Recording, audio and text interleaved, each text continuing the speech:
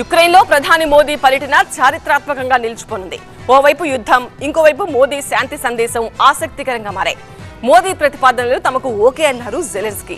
ఇక యుక్రెయిన్ రాజధానిలో మోదీ బిజీగా గడిపారు. ఓవైపు భీకర యుద్ధం నడుస్తోంది, ఇంకోవైపు శాంతి సందేశాన్ని మోసుకు వెళ్లారు ప్రధాని మోదీ. యుక్రెయిన్లో పరిస్థితులు దారుణంగా ఉన్నా భారత ప్రధాని సాహసోపేతమైన పర్యటన చేస్తున్నారు. అధ్యక్షుడు జెలెన్స్కీతో చారిత్రక భేటీ జరిగింది. 2 రోజులు పోలాండ్లో పర్యటించిన ప్రధాని మోదీ అక్కడి నుంచి యుక్రెయిన్ చేరుకున్నారు. యుక్రెయిన్ రష్యా మధ్య నెలకొన్న వివాదాన్ని చర్చల ద్వారానే పరిష్కరించుకోవాలని భారత్ మరోసారి స్పష్టం చేసింది. ఇరు దేశాలు సంప్రదింపులు జరపాల్సిన అవసరం ఉందని, ఇందుకోసం అన్ని విధాలా సాయం చేసేందుకు భారత్ సిద్ధంగా ఉందని స్పష్టం చేసింది. రష్యా అధ్యక్షుడు పుతిన్తో జూలైలో మోదీ జరిపిన చర్చల వివరాలను జెలెన్స్కీకి వివరించారు. జెలెన్స్కీతో భేటీతో ఇరు దేశాల మధ్య 4 ఒప్పందాలు కుదిరినట్లు భారత ప్రభుత్వం ప్రకటించింది. పలు అంశాల్లో పరస్పరం సహకరించుకోవాలని నిర్ణయించినట్లు తెలిపింది. ద్వైపాక్షిక సంబంధాలతో పాటు వాణిజ్యం, ఆర్థిక అంశాలు, రక్షణ రంగం, ఫార్మాస్యూటికల్స్, వ్యవసాయం, విద్య అంశాలపై ఇరువురు నేతలు చర్చించుకున్నారు. యుక్రెయిన్లో యుద్ధానికి సంబంధించే ఎక్కువ మాట్లాడుకున్నారు.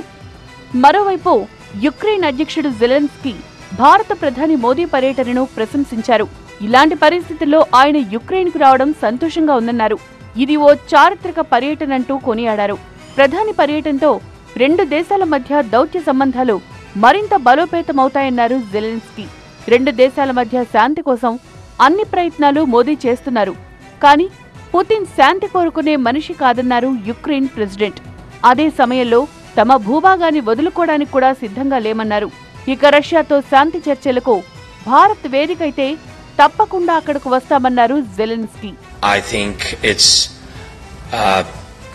peace way or way to peace. Yeah. So I think we spoke about it with Prime Minister. So of course we want him very much to have a peace summit, and of course we'll be happy to work on it, and of course if he has his ideas or his team ideas, we'll be happy to speak about it.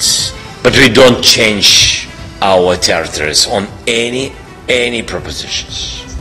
So we don't change our people to any propositions, and our territories and our values and our freedom and democracy, we will not change it. So it's absolutely understanding. Prime Minister Modi wants peace more than Putin. This is the problem. You understand? So the problem that Putin doesn't want. నిన్న ఉదయం Ukraine రాజధాని కీవ్కు చేరుకున్న ప్రధాని మోదీకి అధికారులు, భారత సంతతి ప్రజలు రైల్వే స్టేషన్ దగ్గర ఘన స్వాగతం పలికారు. స్వాగతం పలికిన అధ్యక్షుడు జెలెన్స్కీ ఆత్మీయ ఆలింగనం చేసుకున్నారు. అక్కడి తాజా పరిస్థితులను వివరించారు. కీవ్లో ఉన్న మహాత్మా గాంధీ విగ్రహానికి మోదీ నివాళి అర్పించారు.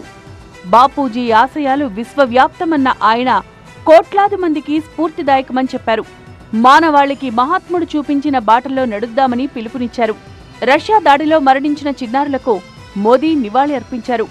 డాక్యుమెంటరీని జెలెన్స్కీతో కలిసి ప్రధాని మోదీ వీక్షించారు. యుక్రెయిన్ ఎదుర్కొన్న అతిపెద్ద సంక్షోభాల ఆనవాళ్లకు సంబంధించి అక్కడి మ్యూజియంలో ఏర్పాటు చేసిన ప్రదర్శనను ఇద్దరు నేతలు వీక్షించారు.